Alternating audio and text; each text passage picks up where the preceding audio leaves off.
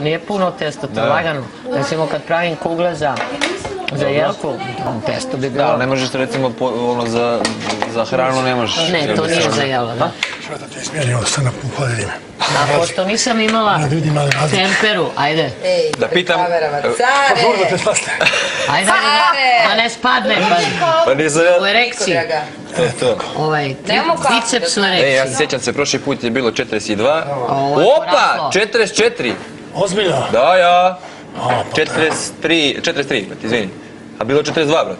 43 znači, jel? 43 malo jači, 43,2. Moj to preslo stegnuo, bre.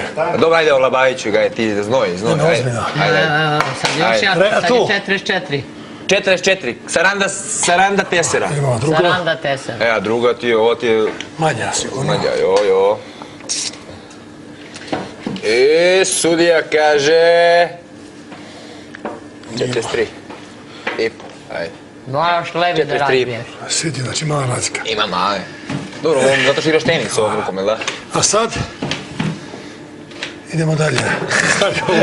Ajmo do 46. Ne zaboravim to boj peta.